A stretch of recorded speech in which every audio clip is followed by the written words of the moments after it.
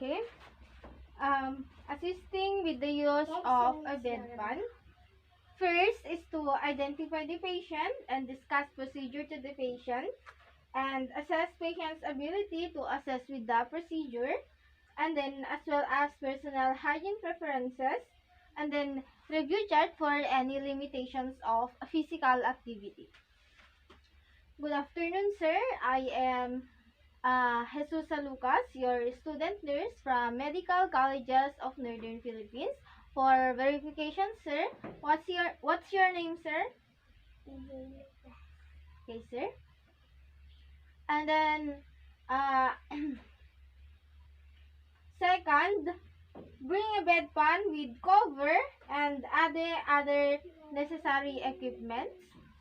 And then, since I don't have a bedpan, I will use an improvised bedpan for me to do the procedure. And then I don't also have extra disposable gloves, so I will just assume that I am wearing one.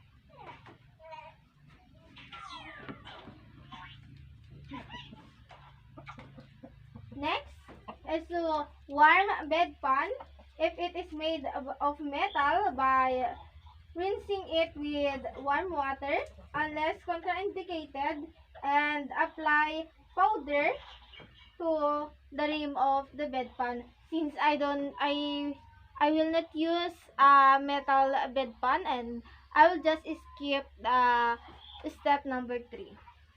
And then next is to close curtains to provide the patient privacy.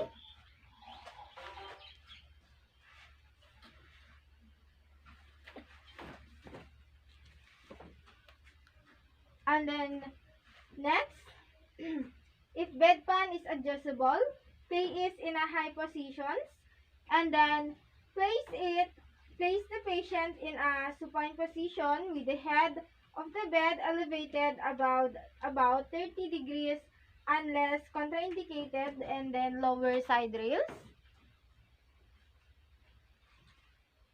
Since I cannot hide the bed into high position, I will just add another pillow.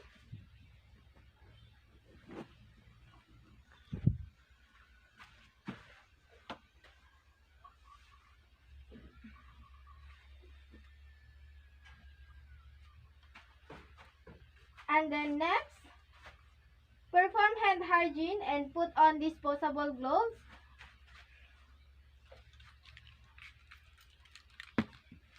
And then assume that I already wear disposable gloves. Fold the top linens back just enough to allow the placement of bedpan, and if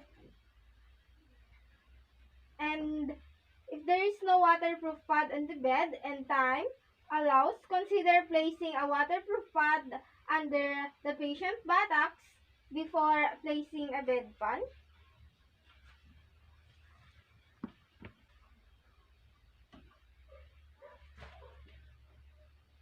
And then ask the patient to bend the knees. Have the patient lift his or her hips upward. And then assist the patient if necessary by placing your hand that is closest to the patient's palm up under the lower back and assist with lifting.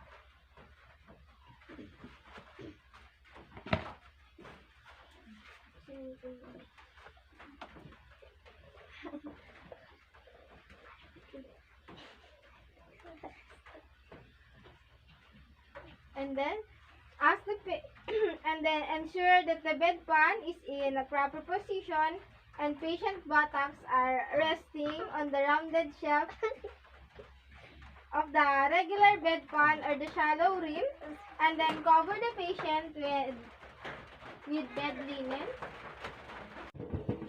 and then raise head of bed as near to a sitting position as tolerated and least contraindicated.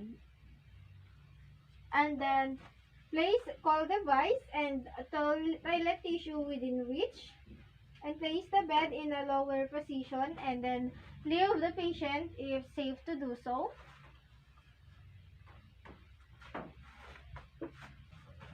And then next procedure is removing bedpan.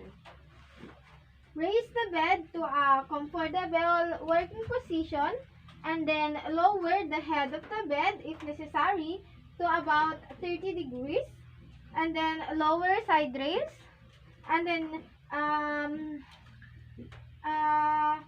have a receptacle such as a plastic or a trash bag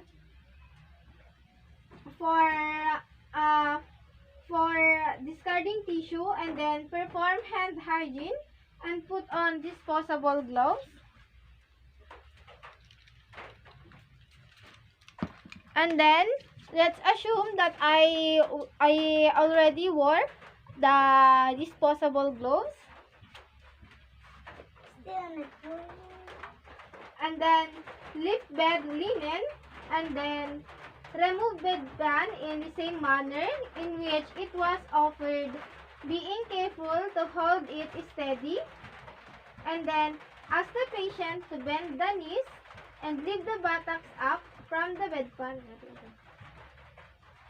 And then assist patient if necessary by placing your hand that is closest to the patient's palm under the lower back and assist with lifting. And then place the bedpan on a bedside chair and cover it. And then if patient needs assistance with hygiene, wrap a toilet tissue and then wipe patient clean using one stroke from the pubic area towards the anal area.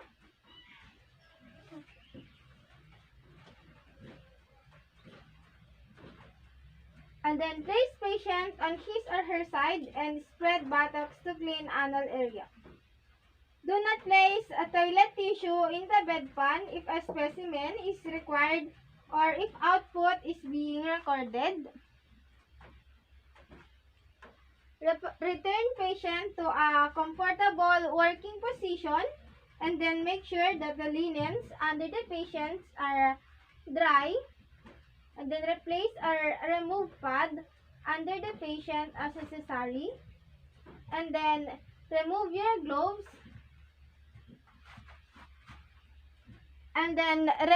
gloves, assuming that I already removed my gloves, and then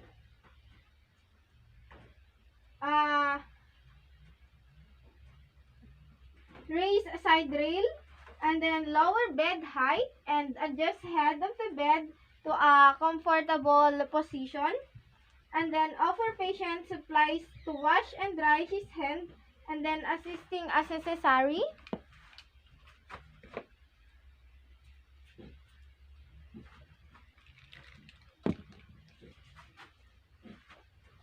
And then put on clean gloves, empty and clean the bedpan, measuring urine in a graduated container as necessary, and then discard trash receptacle with used toilet paper for facility policy, and then perform hand hygiene.